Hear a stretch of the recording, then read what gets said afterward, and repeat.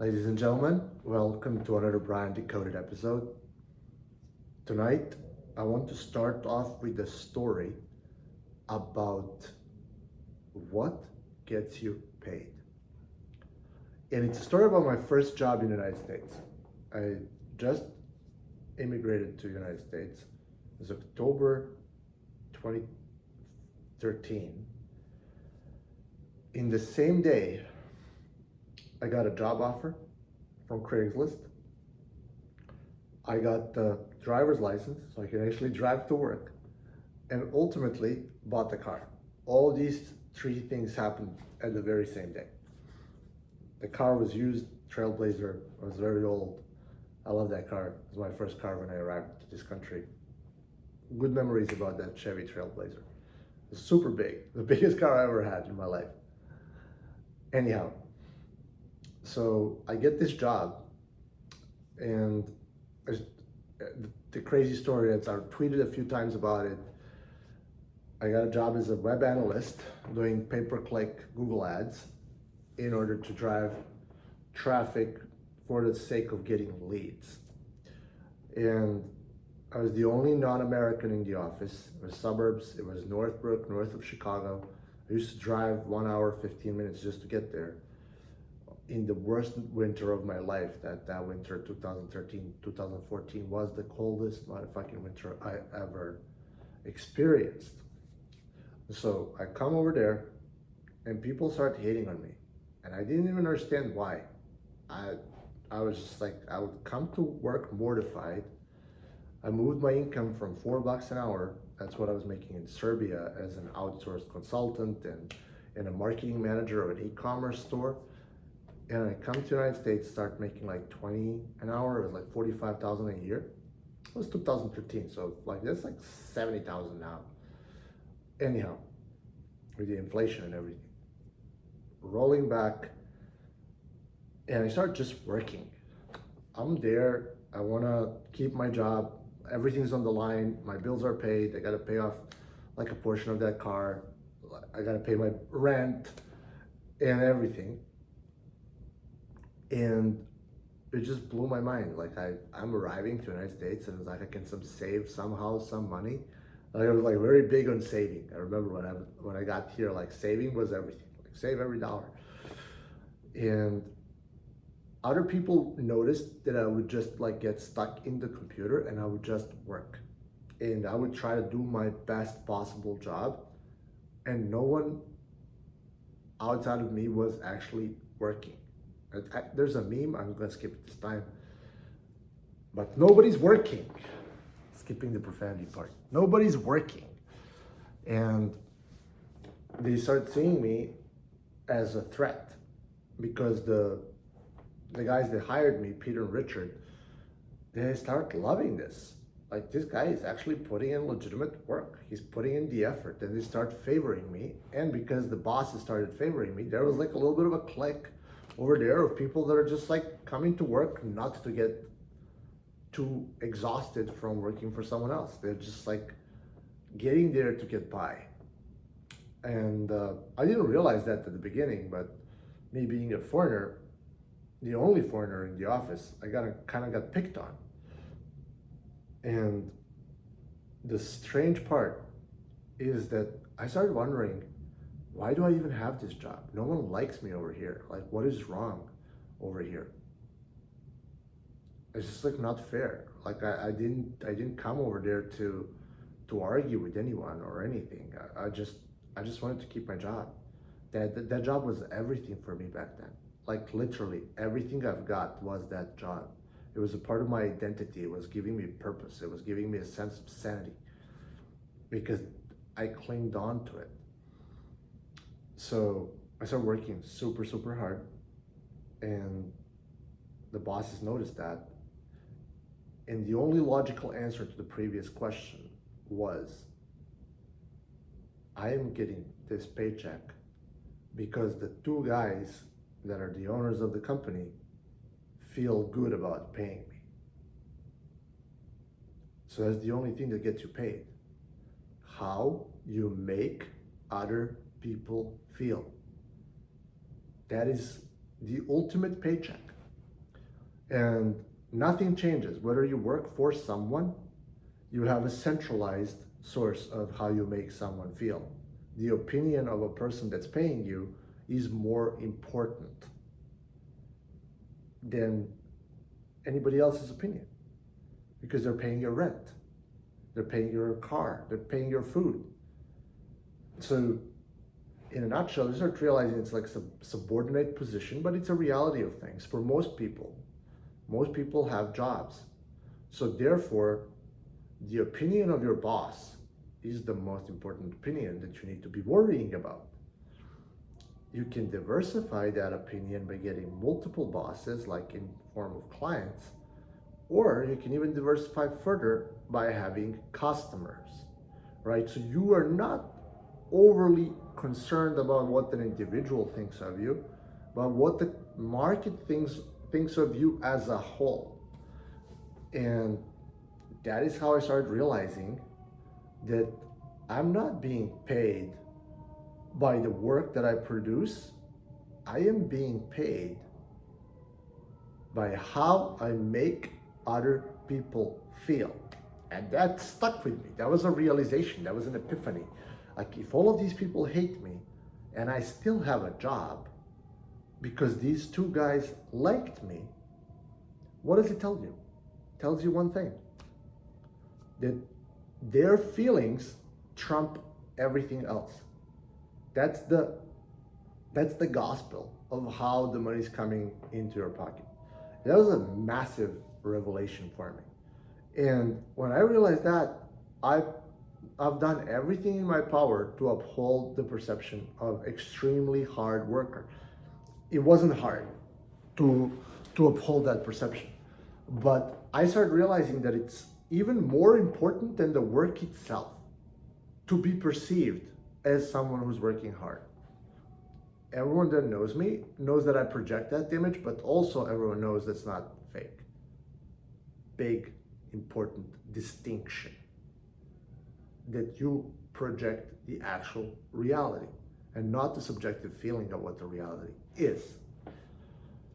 When I learned that, I started coming up with a different way of thinking. And I've tried for so long to get a different job. I interviewed at bigger corporations, and somehow it was never a good culture fit. It was always awkward. For me, like, I would get some few offers that were like 10, 20% higher than the job that I had, but I always felt like there's more perspective in this company.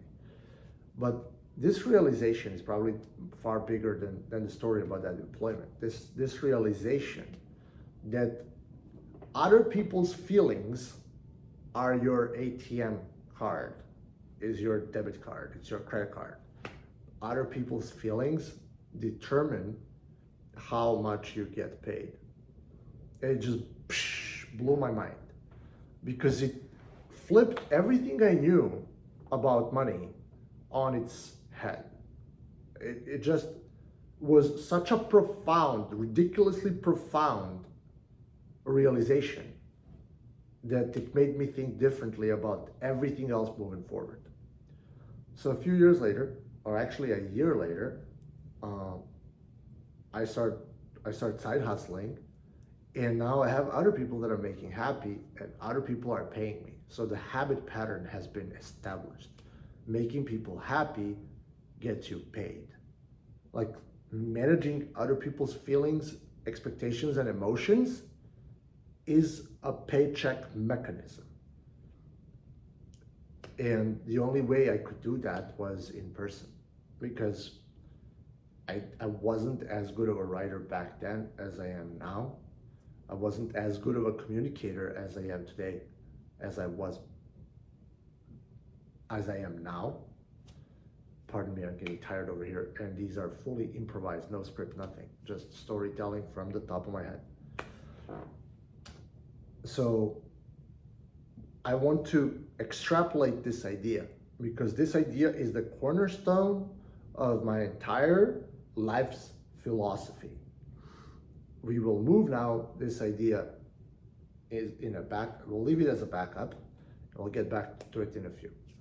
But now we're starting to realize that other people's feelings are based on perceived value. Their feelings are based on perceived value in your negotiation skills. Bear with me over here. If you have something, what you have, you need to fully understand what is the value of what you possess. That is so key to understanding what your next steps are. And in marketing, it is very hard to understand how valuable something is to someone else. So how do you go about it? You simply ask the question when you're negotiating on your sales call, how much is this worth it to you? How much is that worth to you? That is one of the most important questions that you need to ask when you're talking to other people. And as you are becoming a business, you want to stack asymmetrical bets completely in your favor. People that are paying you, they're not paying your health insurance, they're not paying your 401k if you're in a service providing business.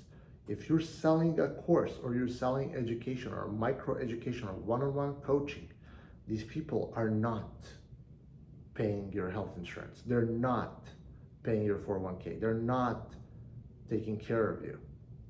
They are only taking care of themselves. They are in it for themselves.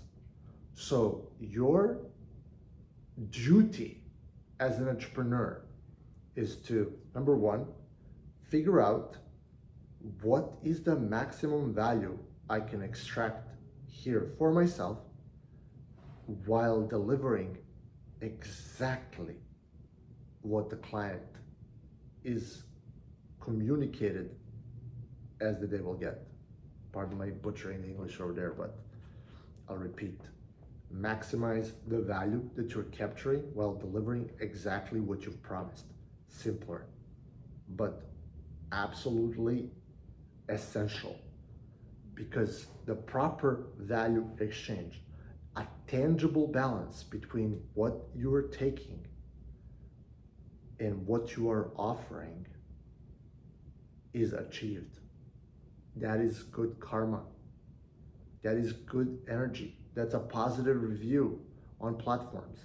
That's a positive interaction that leads potentially to more interactions. That is the goal of business, to maximize the profits, but also to add value to the market. These two have to be aligned.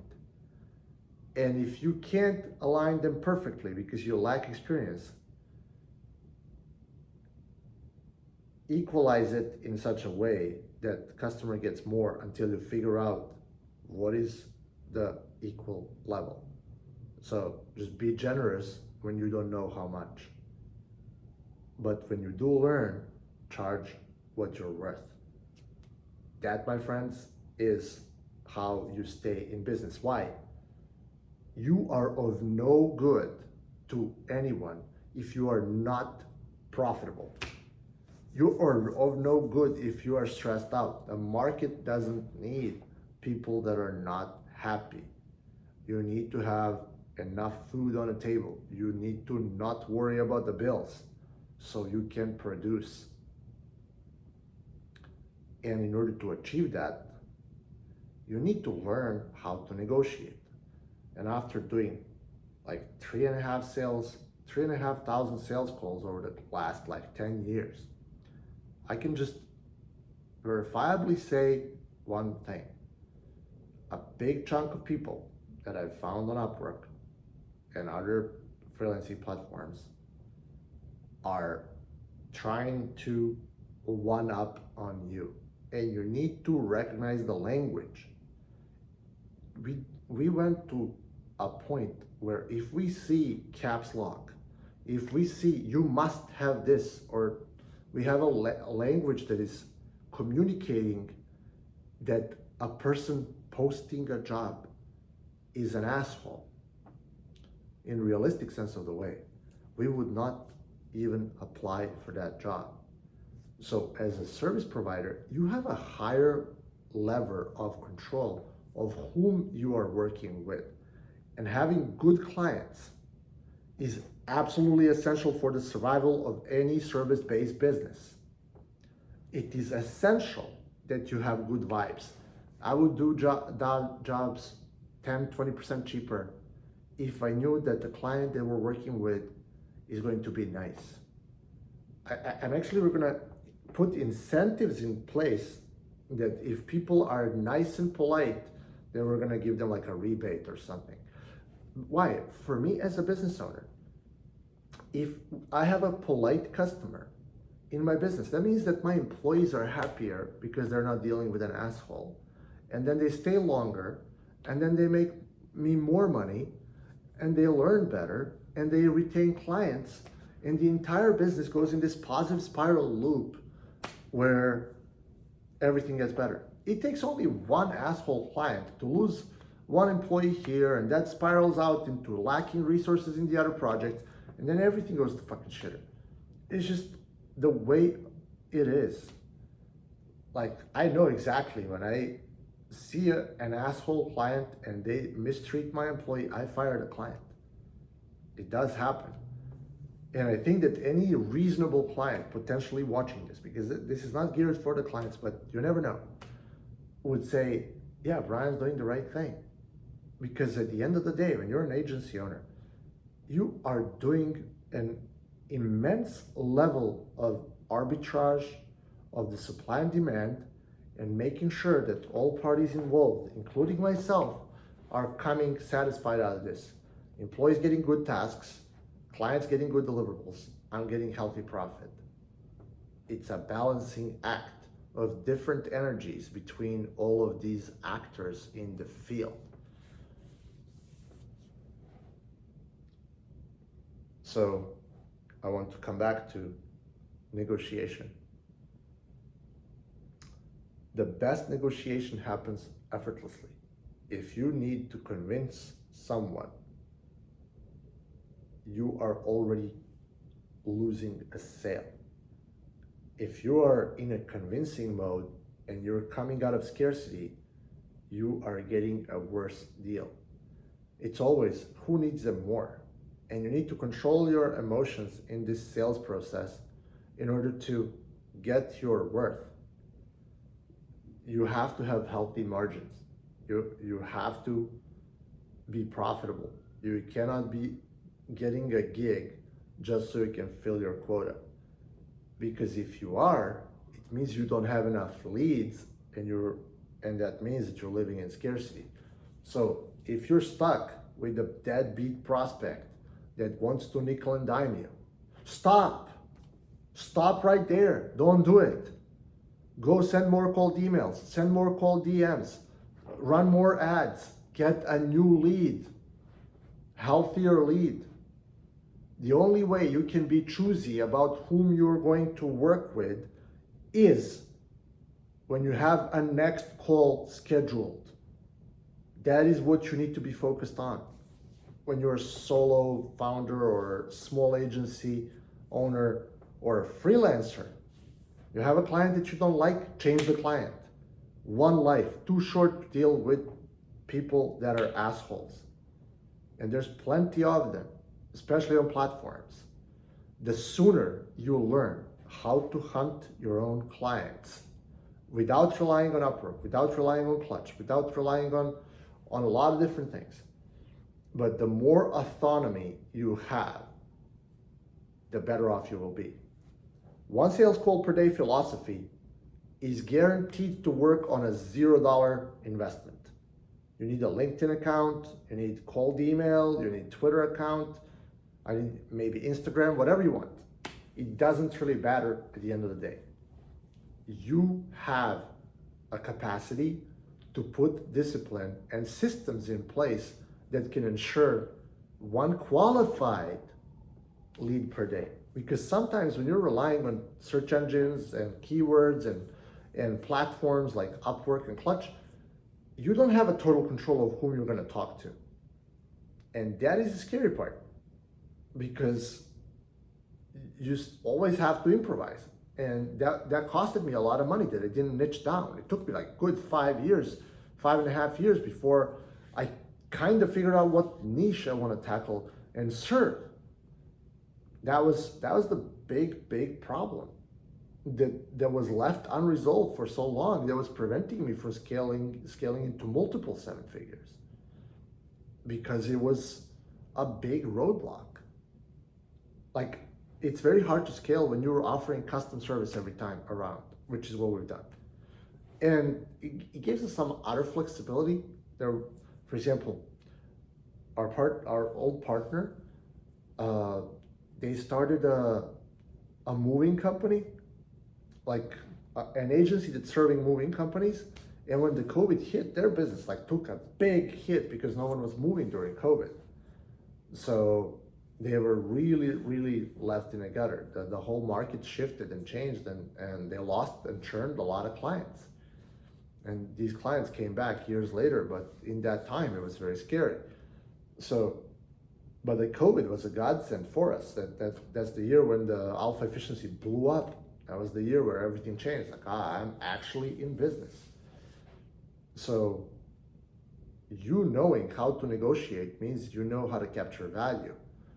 And when you negotiate so damn well, you start to realize that oftentimes you will have enough money to pay someone else to do the work, handsomely, to pay them like a fair wage, and still make money. And I think the biggest part as to why I wasn't making more was internal relationship with money. Like, I needed to somehow earn it. And that's like that code from my parents, from the society, and from everything, that you need to be worthy of it. And I had to conquer the inner self of unworthiness. And it's not until I start comparing what others are delivering versus what we are delivering that I came to a conclusion: we're so much better. Therefore, if we're better, we deserve to get paid more. And if you don't want to, go to my competitors. And having full-blown courage to say that, and the only reason why you can have courage to say something like that is because you have another lead lined up. And that's how you create value. Because you have a next shot, and the next shot, and a next shot that allows you the courage to get into the game, play it the way it's supposed to be played, and not to worry about any individual outcome of the conversation that is being in front of you. When you don't have an attachment to an outcome, what is happening is that you lean back. And when you lean back, the world leans into you. And you're attracting instead of chasing, which is the essential in every dealing that you do in your life. Whether it's hiring a new employee, you can like them as much as you want, but you lean back. You have an upper hand. And I know that when you are desperate for money and you have to pay your rent, it might not be looking that way. It might be sounding like I'm crazy talking. But the sooner you get yourself in a position where you can lean back, the better off you will be. If you can't handle big deals, focus on the smaller ones and build up to the bigger thing until your threshold of dopamine, when you're seeing a big number in front of you, doesn't go down to zero. Because if I'm negotiating a $100,000 deal, I'm going to be ice cold. I'm going to be leaning back. Guys, you got to prove it to me that I should be spending my time on this project. It's a very big project. You have to let your customer qualify itself to you, because it's a two-way street. I did it today. I had a sales call today, and they were like, guys, like, we do the design phase, and we want to make sure in this phase that we actually want to work with you too. And as soon as I showcased that we're not chasing, customer leaned in, because it's pattern interrupt. You're interrupting a very strong pattern where clients are used to being chased. And when you say, I'm the shit, I'm not gonna chase you, it changes the game. And that's something that you need to utilize in your sales process. You also have to have proof, right? When I go in a call, I say, this customer has it on the video that we increased their business by 70%. And we moved them to six-figure months. It's on the video. And there's proof. A mountain of evidence is the proof, the burden of proof in the sales, in the court of sales. The burden of proof in the court of sales is always on the side of the seller. So you are a scammer until proven otherwise. And you need to put a wall, a mountain of evidence in front of the client. And only then, when you have that, and you do that early in the conversation, at the very beginning, only then you can position yourself like, okay, tell me about yourself. Like, why should I work with you? And if you don't have this proof, go build it. Show the world what you're capable of and document it. And then you can get into a sales interaction and show your BDE to the prospect. And if he doesn't behave how you like him to behave, then focus on the next call and the next call and have it become a Kaizen of sales flow. Continuous improvement of your communication skills day in and day out and day in and day out until you are a master communicator. And then you can capture insane amounts of wealth. A monthly recurring revenue where you are growing your business day after day after day. That, my friend, is how you move to a seven-figure here. Thank you for watching. And please hit like, subscribe, whatever the YouTube likes. Leave me a comment. And for the love of God, join Conversion Insider. I'm dropping more bangers over there. You're going to benefit. You're going to thank me for it. Have a good day.